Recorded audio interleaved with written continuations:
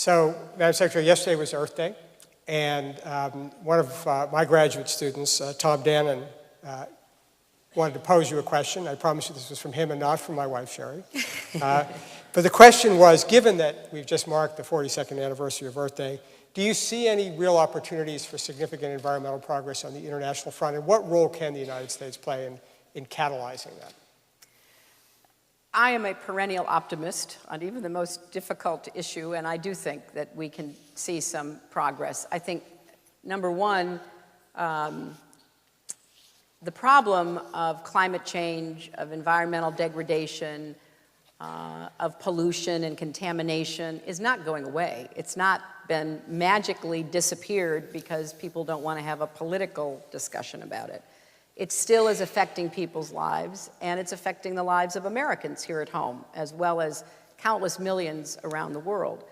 So because it's not going away, we have to continue to work toward making progress. And we weren't able to get a big climate deal through our own Congress in the first part of the Obama administration, in part because it was in the midst of an economic crisis, and so many people said, we can't take on any more cost, even though I would argue that over time this would be an efficient cost-saving commitment. Nevertheless, from the front end, there were some initial investments that would have to be made. So people were rightly anxious about the economy and about making those kinds of commitments.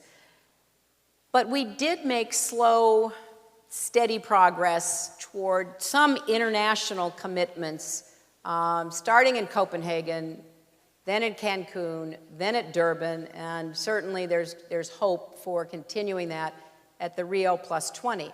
I was saying to Jim's class that it is always challenging when you see a problem that you believe must be addressed and you can't get the political process to respond. Now, you can either become very discouraged and very bitter with good cause because you think this problem is so pressing, or you can regroup, re-strategize, and keep going. So that's what we're doing.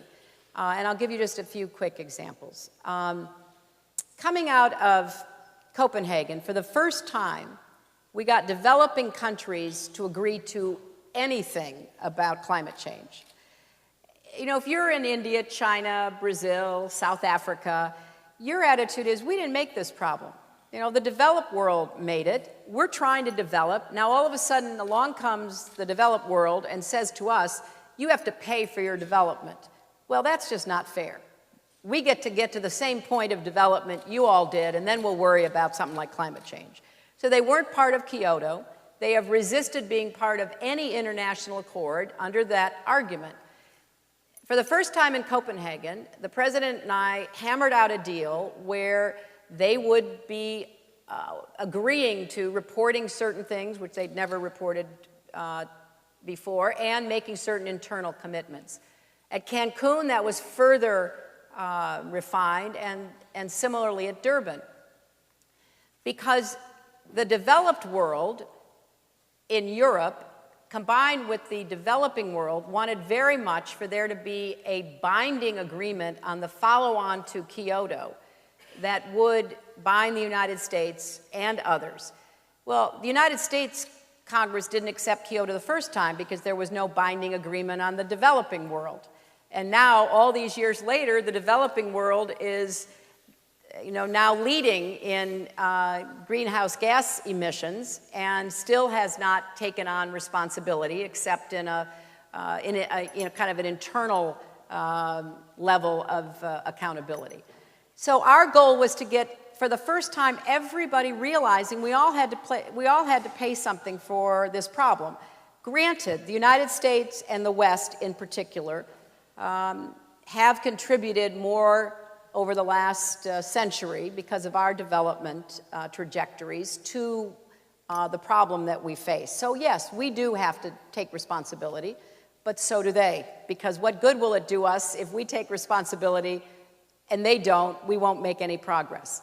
Now, the Obama administration has done a number of things by executive order, particularly increasing mileage for vehicles, going after the pollution from plants, particularly utilities, and other steps that I think the administration doesn't get enough credit for, and which I always say to my international interlocutors, look, yeah, you're right, we didn't pass some great big climate deal in the Congress, but we've been slowly cleaning up our own house, and we're making progress on that. Secondly, with this enormous growth in natural gas, the United States, for the first time in many years, is actually exporting energy. And we may find ourselves in a different energy mix, assuming we can deal with the environmental issues surrounding hydraulic fracking and other forms of fossil fuel extraction that are part of this calculus. We may find us in a better position to be able to go after some of the major polluters and some of the major oil producers. And then I started a group of 6 nations. It's now grown, I think, to 10. We're just frustrated with the slow process of trying to deal with greenhouse gas emissions, in particular carbon dioxide. So we've formed a group, the Clean Air and Climate Coalition, to deal with non-carbon dioxide contributors, of which there is a lot: methane, black soot, et cetera.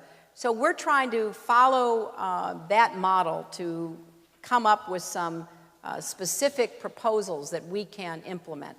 So we are moving. It's not as fast, and in the face of just a cascade of natural disasters, it seems like we're not keeping pace, but we are continuing to move forward. And at some point, the world will recognize that we do have to have international agreements that we will enforce in order to deal with what are significant climate changes that are going to impact us. It's not like we can build a wall around our country and say we'll keep out the effects of climate change, and just because we're not some small island nation in the Pacific that is going to sink in the next decade, we don't have to worry about it. We're already seeing those results. I said this morning, we've already moved villages on the Alaskan coast that used to be protected in the winter from a thick bed of ice that would freeze the water in front of these villages so that the storms would not hammer the villages and erode the